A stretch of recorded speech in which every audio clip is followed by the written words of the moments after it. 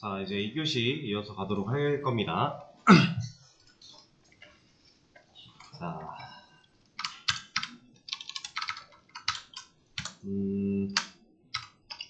얘를 잠깐 나눠놓고 다시 좀 보도록 할게요. 자, 이러면 이제 선언과 초기화를 분리시킨 거죠. 선언, 초기화를 동시에 진행했었다가 이번에는 분리시켜 놓고 좀 진행을 하는 건데, 예를 들어서 이거는 여기서 테스트를 하면 안 될 텐데, 일단 왜 여기로 왔는지는 의문을 갖지 마시고 일단 봐보세요.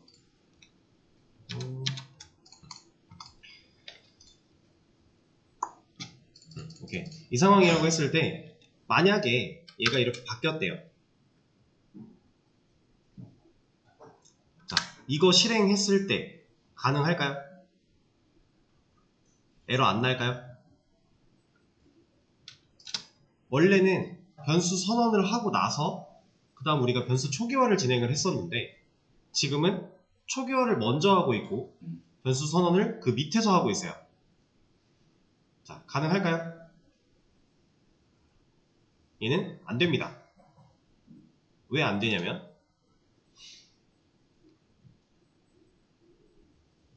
에러 내용이 이렇게밖에 안 나오네. 자, 얘는 선언하지 않은 변수인데 사용하려고 했기 때문에 뭐라고 해요? 간단하게 생각하시면 돼요. 내가 공간을 만들어 놓지 않았는데 그 안에 물건을 넣으려고 해요. 예를 들어, 자, 여기에 제 가방이 있습니다. 제가 여기다가 제 핸드폰을 넣을 거예요. 가능하죠? 네. 근데 제가 아무것도 안 들고 있어요. 근데 여기다가 핸드폰을 넣겠대요. 그리고 핸드폰을 이렇게 해서 놓으면 떨어지죠? 공간이 없는데 물건을 넣겠다. 말이 안 되는 거잖아요. 그걸 얘기하고 있는 거예요. 선언하지 않은 변수는 사용할 수 없어요. 무조건 선언이 먼저여야 합니다. 그래서 내가 만들지도 않은 공간에다가 뭔가를 넣겠다? 말이 안 되는 얘기를 했기 때문에 잡아도 뭐라고 해요?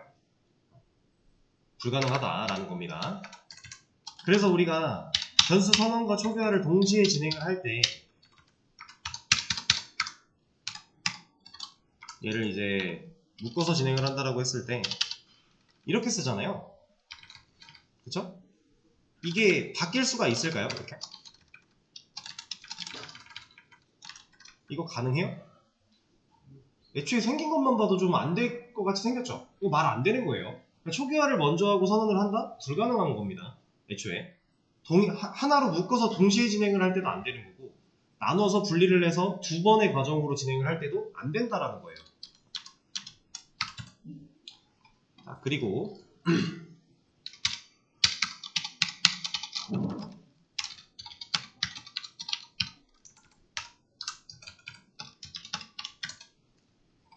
얘는 결과가 어떻게 나올까요?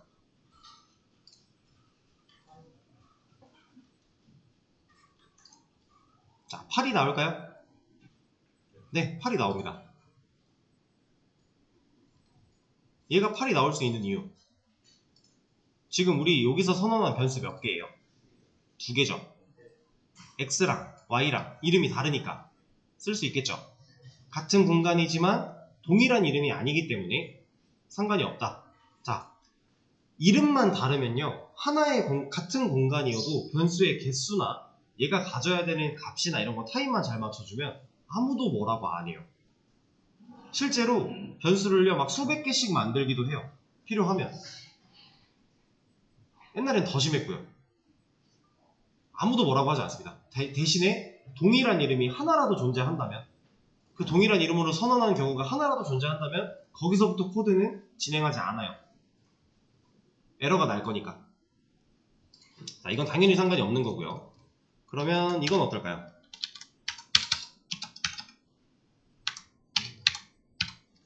이 결과는 어떨까요?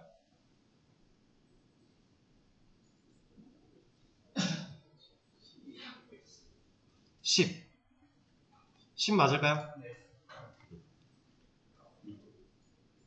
자, 10. x랑 y를 더할 건데 x는 여기 이 출력문에서 사용된 x가 사용되고 있는 이 시점에서 x는 값을 제할당 받아서 7로 갖고 있겠죠. 5였던 애인데 여기서 7로 제할당 하고 있으니까 y는 처음에 초기화된 상태에서 변하지 않았으니까 그럼 결국 7 더하기 3을 하는 거잖아요. 그쵸? 자, 이런 겁니다. 그리고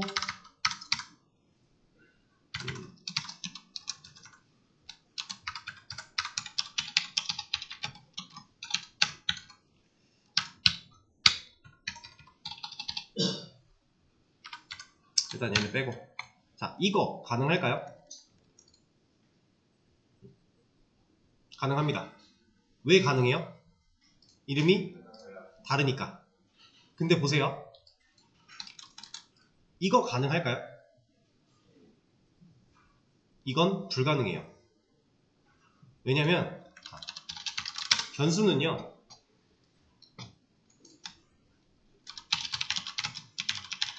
명명규칙이라는 게 존재합니다. 그리고 이걸 영어로는 변수 네이밍이라는 얘기를 해요. 자, 명명규칙, 이름을 짓는데 규칙이 있다라는 거예요. 자, 그게 어떤 규칙이냐면 일단 아예 에러가 나서 사용이 불가능한 경우, 그걸 먼저 알려드릴 겁니다. 사용이 불가능한 경우. 자, 이거는 변수 이름은 숫자로 시작할 수 없다. 변수는 숫자로 시작할 수 없어요. 변수 이름은. 근데 얘는 지금 1x 숫자로 시작을 했죠. 그래서 안 돼요. 이건 아예 불가능하게 막아놨어요. 그래서 실제로 얘를 돌려보면 에러가 납니다. 여기서 에러가 났다라고 해요. 여기도 지금 여기 이 6번째 라인에서 둘 다 지금 에러가 났어. 얘가 지금 경우의 수를 여러 가지를 보여준 건데 어쨌든 간에 얘는 불가능하다. 애초에 변수를 만들 수 없다라는 거예요. 그리고 하나 더 있어요.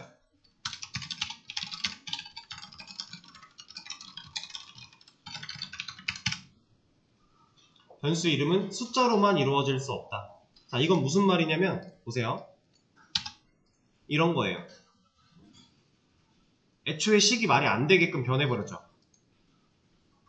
그쵸? 이겁니다. 자, 만약에 이게 가능했다라고 한다면, 만약에 이게 진짜 가능했다라고 한다면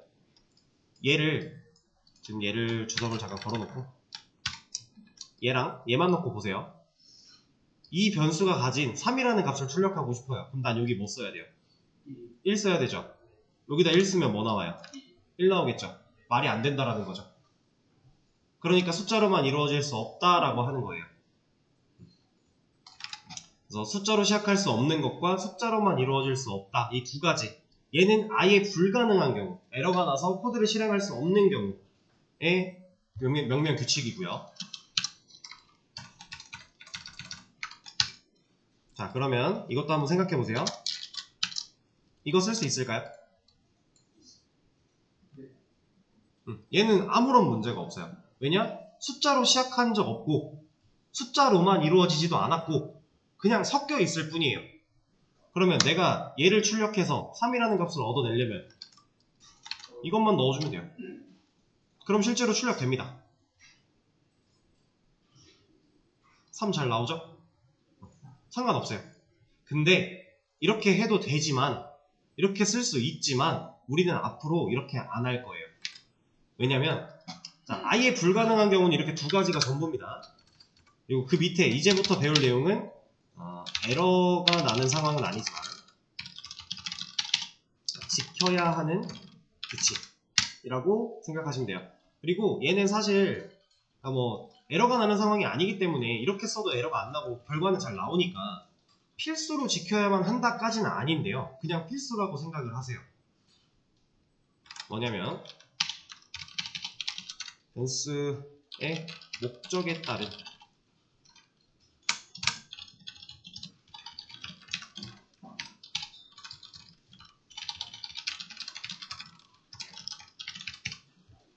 변수가 가진 값의 목적에 따라서 적절한 이름을 지어준다. 자, 이건 어떤 얘기냐면요.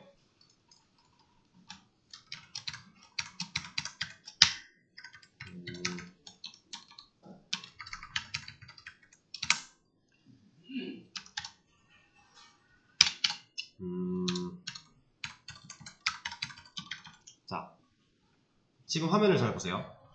제가 x라는 변수를 만들어 놓고요. 23이라는 값을 넣었어요.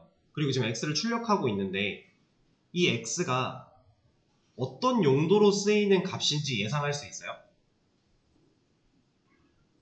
어떤 용도일 것 같아요? 자, 23 나이일 수도 있고요. 아니면 뭐 지금 여러분들 명수일 수도 있고요. 의미가 너무 많아지죠. x라는 걸로는 표현할 수가 없어요. 그쵸? 근데 만약에 제가 여기를 이렇게 만들어 놓으면요. 얘는 그냥 막 뒤로 돌면서 봐도 나이잖아요. 그쵸? 이렇게 내가 사용하고자 하는 데이터의 목적에 따라서 변수 이름을 적절하게 지어주는 게 규칙이에요. 근데 이렇게 하면 나를 위해서 하는 겁니다. 물론 남을 위해서 하는 거기도 해요. 왜냐면 개발은 협업이니까. 내가 이 변수를 어떤 이유로 만들었고 얘한테 이런 값을 넣었는데 이 값이 뭘로 활용이 될지에 대해서 내가 따로 설명하지 않아도 이런 식으로 만들면 얘가 알아먹을 수 있잖아요. 동료가. 근데 사실 이건 동료를 위해서가 아니라 나를 위해서예요. 왜냐?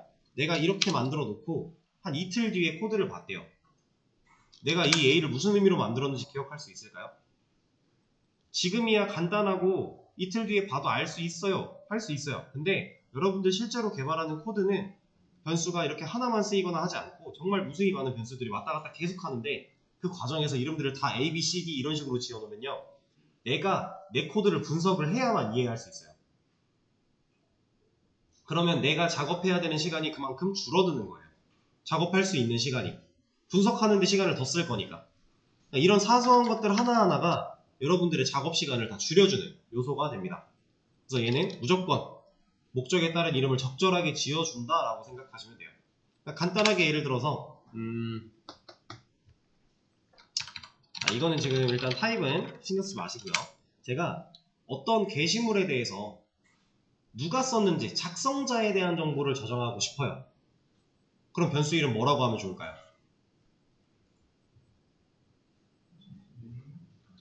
네임은 네임인데 작성자니까 좀 더 디테일하게 써주자면 라이터 네임 정도 해주면 좋을 것 같아요.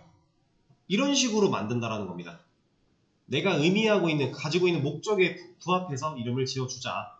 그리고 이 명명규칙 얘는 변수에만 국한되는 게 아니라요. 여러분들 나중에 클래스, 메서드 이런 개념들도 더 배우실 거고 이제 뭐 자바를 활용해서 실제로 뭔가 개발을 해나갈 때는 데이터베이스도 여러분들 당연히 습득을 하셔야 되는 부분인데 거기서 사용되는 컬럼 이름들까지도 다 이런 비슷한 규칙을 통해서 만들게 되어 있어요. 서로 간의 암묵적인 약속인데 이걸 지키지 않는 개발자는 동료로 두기 싫어요. 일하는 시간이 늘어나야 되니까 짜증이 나는 거죠. 우리는 무조건 지켜야만 한다, 필수다 라고 생각을 하시고 지켜주시면 됩니다. 근데 보세요. 자, 이 라이터 네임이라고 하는 이 텍스트를 잘 한번 들여다보세요.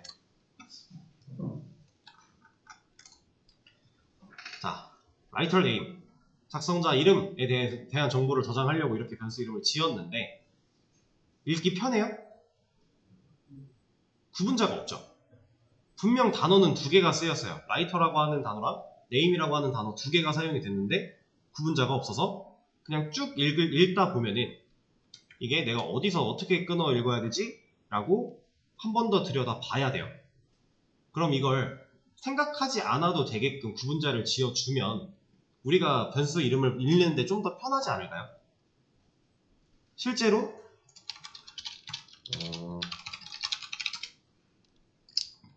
프로그래밍 표기법이 좀 더 맞겠구나. 어떤 언어가 됐든지 간에 변수 이름을 만들 때 이 표기법이라는 게 있어요. 네이밍 종류라고 나오고 있죠? 그래서 여기 보시면은 카멜 표기법, 그래서 낙타 표기법이라고 얘기를 하는 게 있고요. 파스칼도 있고 뭐 헝가리언도 있고 뭐 여러 가지가 있는데 이 중에서 여러분들 딱 두 가지만 잘 아시면 돼요. 자, 얘가 이렇게 나눠져 있어서 그냥 제가 여기다 적어드리죠. 카멜 그리고 스네이크 이 명칭 몰라도 돼요. 그냥 쓰는 방식만 아시면 돼요. 이거 두 개만 아시면 됩니다. 뭐 헝가리언이나 뭐 파스칼 이런 거는 여러분들 지금은 크게 신경 쓸 필요 없어요.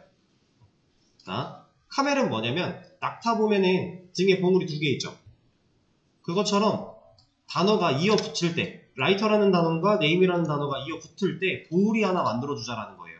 그 봉우리를 어떻게? 대문자로 만들어주자라는 겁니다. 단어가 하나면 이런 거 생각할 필요가 없어요. 근데 2개 이상의 단어가 엮였다면 그 첫 번째 단어 뒤로 오는 단어가 시작하는 그 첫 글자를 대문자로 끊자라는 거예요. 그래서 라이터 네임 하면 N을 대문자로. 만약에 이 뒤에 말이 안 되지만 age라는 단어가 또 붙어야 된다라고 한다면 이렇게. 이해되실까요? 이러면 구분지어 읽기가 편하잖아요. 얘가 의미하는 걸 파악하기가 더 쉽잖아요. 만약에 심지어 여기가 좀 어려운 단어로 이루어져 있었다면 애초에 내가 그 단어의 의미를 파악하기도 힘든데 읽기조차가 더 어려우면 이게 갈수록 이제 태산인 거죠. 그러다 보니까 이런 카멜 표기법이라는 게 존재를 하는 거고요. 그리고 밑에 있는 스네이크 표기법은 정말 간단한 겁니다. 이 두 단어를 언더바로 구분을 지어주는 거예요. 대시가 아니고요. 언더바입니다.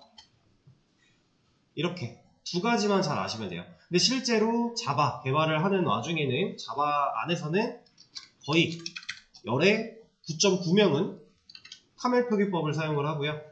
이 스네이크 표기법은 보통 데이터베이스 쪽에서 좀 더 많이 활용도가 있어요. 그런 게 있으니까 거의 얘만 아셔도 큰 문제 없습니다. 이렇게 표기법.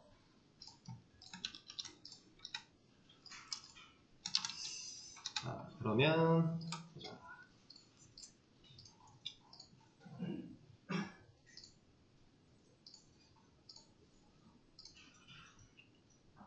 요거 한번 봅시다.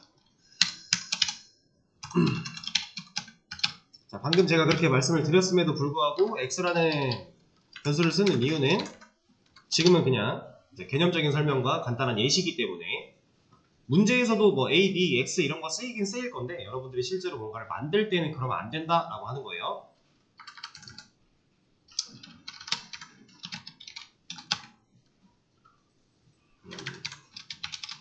자, 이거 결과 어떻게 나올까요?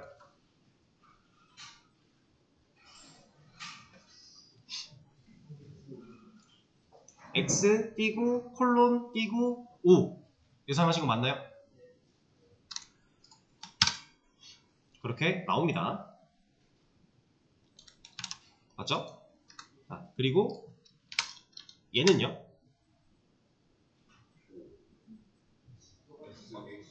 네, 같은 결과가 나오겠죠.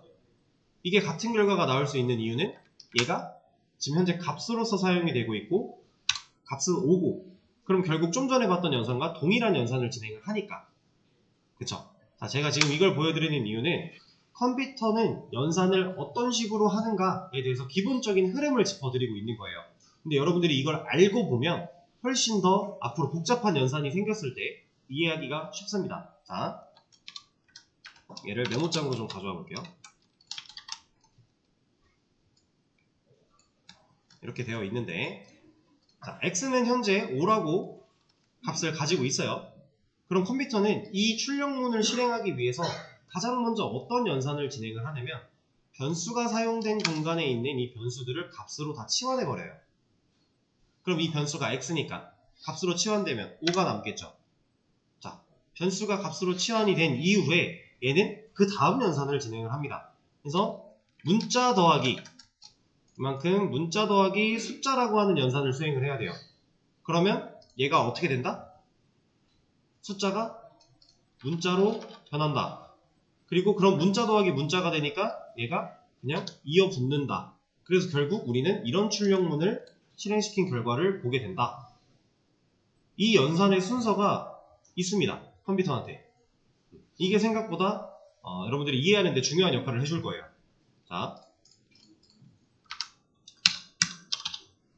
그러면 이거 한번 보죠. 이거 결과 한번 예상해 보실래요?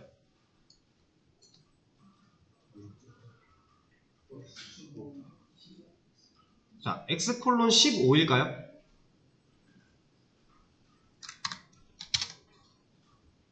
얘는 x 콜론 510이 나와요.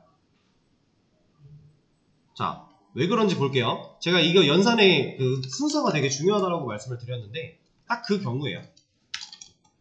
자, 보세요. 일단 컴퓨터가 연산할 때 가장 먼저 뭐 한다? 변수를 값으로 치환한다. 그럼 이 자리에 5가 남겠죠. 자, 그러면 연산이 지금 플러스 2번이에요. 덧셈 연산, 똑같은 연산이 2번 이루어지면 연산은 어디서부터 해요? 앞에서부터 하겠죠. 그러면 앞에 있는 거 먼저 볼게요. 문자 더하기 숫자네요. 그러면 얘가 문자로 변환될 거고 이거 이어붙어서 이런 결과 나올 거예요. 그리고 나서 남은 연산 뭐예요? 문자 더하기 숫자인 거죠. 그럼 결국에 얘는 다시 문자로 변할 거고 이거 이어붙여서 510이 나오는 겁니다. 연산의 순서가 중요하다라고 하는 거예요. 자, 그러면 이건 어떨까요?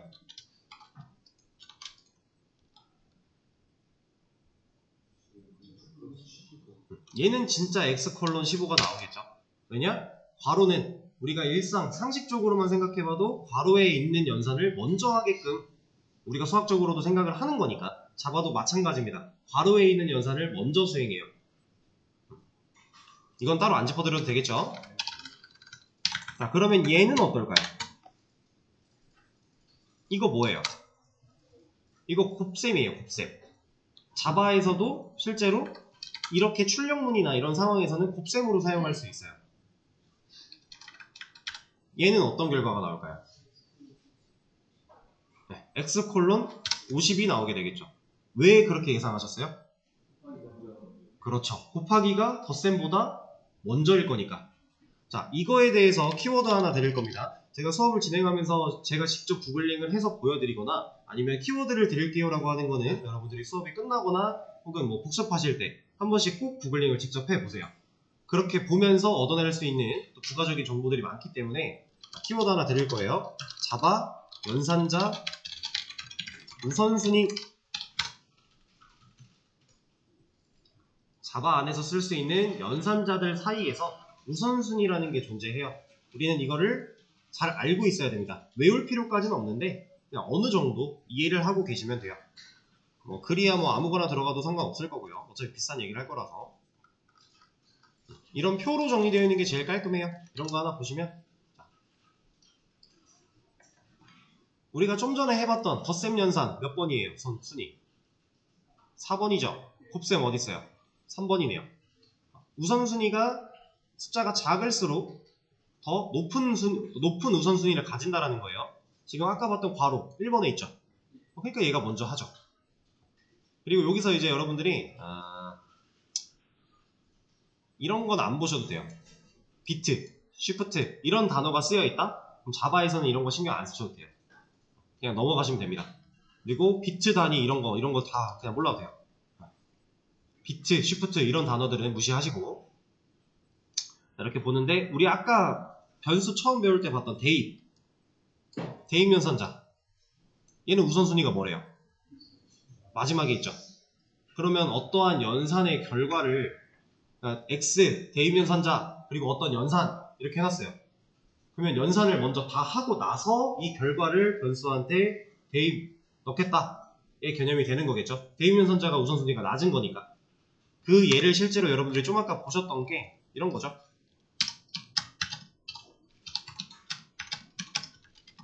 이런 거. x 더하기 3이라고 하는 연산을 먼저 하고 그 결과를 x한테 넣었잖아요. 그렇죠? 대입 연산자가 우선순위가 낮기 때문에 이런 일이 벌어지는 겁니다. 상황 이해되시죠? 자, 얘는 한 번쯤 검색해서 보시고요.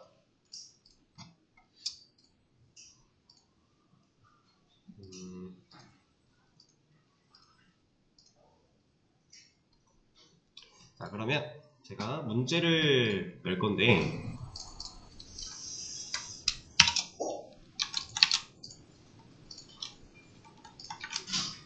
시간을 많이 들이지는 못해요. 두 문제를 풀어보시는데 시간 10분 정도 드릴 거고요. 수업 페이지 지금 새로 고침해보시면은 2일차에 문제 2개 올라왔을 거예요. 푸는 방식은 아시죠? 어제 알려드린 것처럼 쇼코드 찾아서 문제 복사하신 다음에 본인 걸로 가져와서 풀어주시면 되겠습니다. 바로 해보세요. 자, 이제 하던 거 멈추시고 앞에 화면 보세요. 시간이 다 됐기 때문에 설명을 시작할 겁니다. 이제 하다가 시간이 부족해서 못하신 것들은 여러분들 수업이 끝나고 나면은 다시 한번 설명을 듣고 난 뒤겠지만 다시 한번 풀어보시는 걸로 하고요. 제가 설명을 드릴 때에는 설명을 들으시는 게 아마 수업을 이해하는 데 있어서 큰 도움이 될 거예요.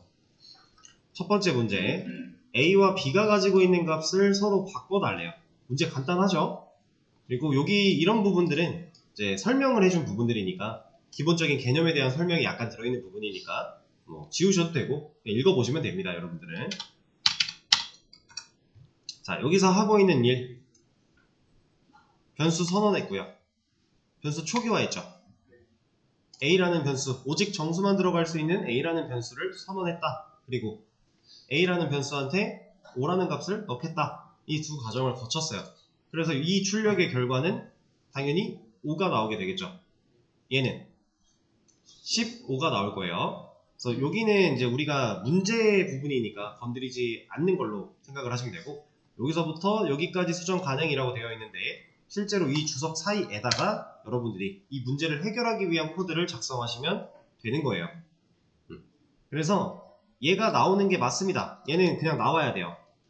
지금 일단 얘는 잠깐 빼고,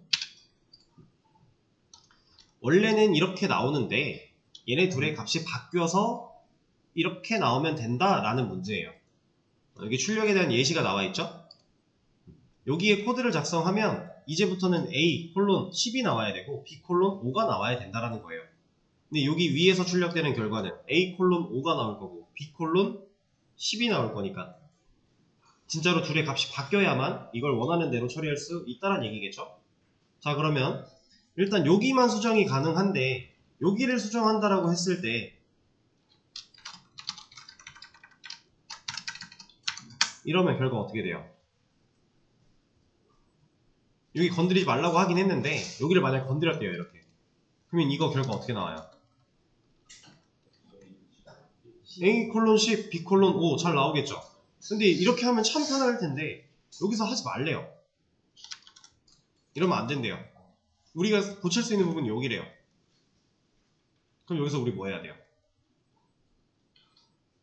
방금 전에 했던 일을 제할당으로 해주면 되겠죠. 자, A라는 변수한테 10으로 제할당하겠다. 그리고 B라는 변수한테 5를 제할당하겠다. 그러면 이 결과는 A 콜론 10 나올 거고 이 결과는 B 콜론 5 나올 거고 위에는 위에대로 5, 10 밑에는 밑에대로 15 나오겠죠. 정말 간단한 문제입니다. 기본적인 변수의 활용을 하는 그런 문제였어요. 실제로 출력을 해보면 위에 두 개는 여기 부분 때문에 나온 거고요. 이렇게 밑에 두 개는 이 밑에 있는 얘로 나온 거겠죠. 이러면 성공이라고 생각을 하시면 됩니다. 자, 첫 번째 문제는 워낙 간단한 문제였기 때문에 이렇게 해결을 하시면 되는 거고,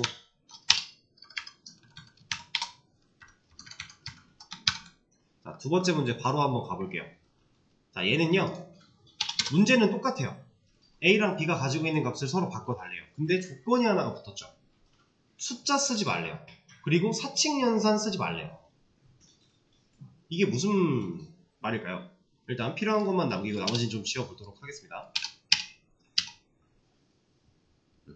자, 여기서부터 여기까지 수정 가능이라고 나오는데 숫자 쓰지 말란 얘기는 지금 좀 전에 우리가 했던 이거 가능해요? 우린 지금 숫자를 썼죠? 이거 하지 말라는 거예요. 그럼 이거 안 된다.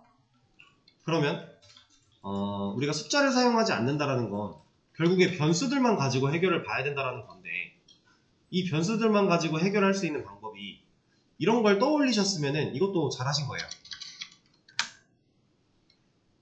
이거 A의 값 뭐예요? 이러면 A10 되는 거 맞죠? 그쵸? 그리고 이거 하면 이거 B5 돼요? B5가 안 되죠? 왜 안 돼요 이거? 자, A는 5예요. 여기 7번, 7번째 라인, 여기서 a는 5래요. 근데 밑으로 내려왔더니 이거 변수의 목적이에요? 값의 목적이에요? 변수의 목적이죠. 값을 제할당하기 위해 다시 불러낸 거잖아요. 그리고 여기 얘네들은 값이에요? 변수예요? 여기는 값이죠. 이퀄 마크 좌변에 있지 않으니까. 그럼 둘 다 각각 5. 그쵸? 그럼 5 더하기 5는 10. 그럼 얘는 10을 갖고 있겠네요. 그리고 나서 B한테 A를 넣겠대요.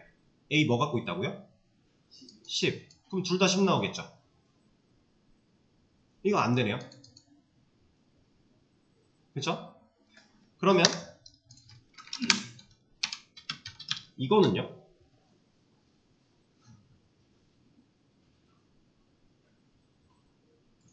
이거 사칙연산 쓴 거 아닌가요?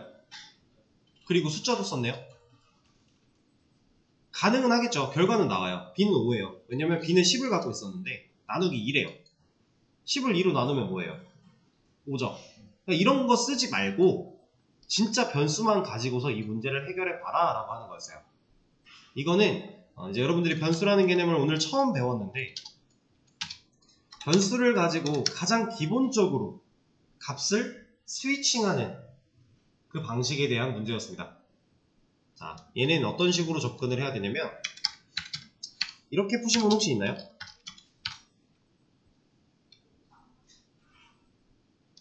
자, 이것도 결국 안 되긴 안 돼요. 근데 이런 식으로 생각의 발전이 나가야 돼요. 변수의 값을 바꾸기 위해, 얘네 둘의 값을 바꾸기 위해 내가 얘네들을 스위칭한다의 개념으로 진짜 바꿔보면 A한테 B를 넣었다고 하니까 여기서는 A는 10이 돼요. 근데 B한테 그 A를 넣으니까 10이 되니까 안 되겠구나. 그럼 이걸 반대로 하면 B한테 5가 들어갔어요. 그럼 A는 또 5가 되겠네요. 이거 안 되겠구나. 그러면 진짜 단편적으로 얘네 둘을 A라는 애랑 B라는 애를 진짜 바로 이렇게 딱 바꿔치기는 못한다라는 거니까 이걸 해결하기 위해서 내가 뭔가 만들어야 되겠네? 라는 생각으로 발전하는 겁니다. 근데 만들 때 숫자랑 사칙연산 이런 거 못 쓴다고 했으니 우리가 만들 수 있는 거 뭐밖에 안 나와요? 애초에 쓸 수 있는 게 이제 문자밖에 없는데 문자로 뭐 어떻게 해줄 거 아니니까 값으로서 뭐 해줄 거 아니니까 우리는 변수를 만들어야 된다까지 생각이 오면 좋은 거예요. 지금은 그런 생각이 오지 못했더라도 이제 제 설명을 듣고 나서 하면 되는 겁니다.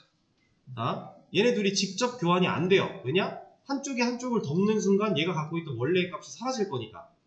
그렇다란 얘기는 얘가 가진 원래의 값이 사라지기 전에 어딘가에 잠깐 보관만 해놓으면 된다는 얘기예요. 자, 제가 그림은 잘 못 그리지만 양해를 부탁드릴게요. A, B. 어차피 변수는 하나의 공간이라고 했어요. 이번에는 그 공간을 제가 컵으로 표현을 해본 겁니다. A라는 컵에 5라고 하는 음료수가 이렇게 들어있었어요. 그리고 B라는 컵에는 10이라고 하는 음료수가 이렇게 들어있었어요. 얘네들 직접 바로 교환 안 되죠. 자, 이걸 해결하기 위해서 저는 C라고 하는 컵을 하나 만들겠습니다. 그리고 나서 뭐 A가 됐든 B가 됐든 얘네가 둘 중에 하나, 그냥 아무거나 얘네가 가지고 있는 음료수를 C한테 잠깐 옮겨 놓을게요. 그리고 나서 B한테 있는 걸 A한테 따라요. 그리고 C한테 있는 걸 B한테 따라요. 바뀌었나요? 바뀌었죠? 이거예요. 물론 코드상으로 봤을 때 좀 더 정확하게 표현을 해보자면 C한테도 이 결과는 남아있긴 하겠죠.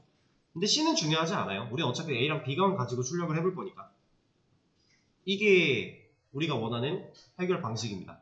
변수가 가지고 있는 값을 서로 스위칭하기 위해서. 자, 이 개념을 이제 백업의 개념으로 생각해 놓으시면 이해하기가 쉬울 거예요.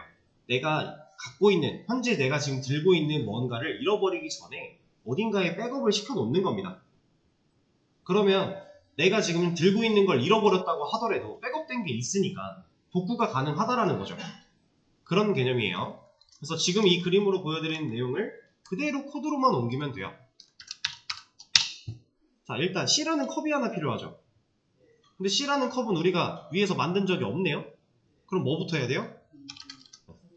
C라고 하는 컵을 먼저 만들어야겠죠. 그리고 이 C라고 하는 컵한테 뭐 A가 됐든 B가 됐든 일단 하나 넣어놓기로 했어요. 그림대로 A를 한번 넣어볼게요. 그리고 나서 제가 뭐 했죠? B에 있는 음료수를 A컵으로 옮겼죠? 잠깐만, 이게 아니지. 반대로 그렸네요. 네. 이러고 나서 C에 있는 음료수를 B한테 부었죠. 그림 아까 그려드렸던 상황 그대로. 그러면 자, C 일단 선언했어요. 그럼 공간이 하나가 생겨났습니다. 그 공간에 A라는 값을 넣었대요. A는 지금 현재 몇이에요? 5. 그럼 C는 현재 5겠죠? 그 상태에서 A 공간 이거 변수로서의 활용 거기다가 뭐 넣겠다? 네, B는 10이니까 10 넣겠다. 그리고 B라는 공간 활용 불러다가 뭐 넣겠다? C는 5니까 그럼 A는 10, B는 5. 결과가 이렇게 나온다라는 거죠. 이게 우리가 밑에서 바뀐 결과, 얘는 바뀌기 전의 결과. 변수 스위칭 간단하게 처리하는 방식입니다. 근데 여러분들 지금 이 상황을 잘 이해를 하고 계셔야 돼요. 왜냐면 나중에 객체를 들어갔을 때 이런 개념이 똑같이 활용돼요. 물론 그때 가서 느낄 때는 지금 이 개념이랑 전혀 다른 것처럼 느껴지겠지만 사실상 똑같은 개념이에요. 우리가 배우고 있는 이 변수라고 하는 친구는 진짜 끝까지 함께 하는 거예요. 계속. 그러니까 잘 기억을 해 두셔야 됩니다.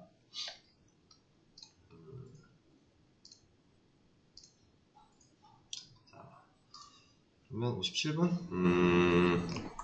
시간이 오케이. 그러면 이거는 쉬는 시간을 가졌다가 다음 시간에 이어서 하죠. 57분이니까 10분에 또 이어서 하도록 할게요.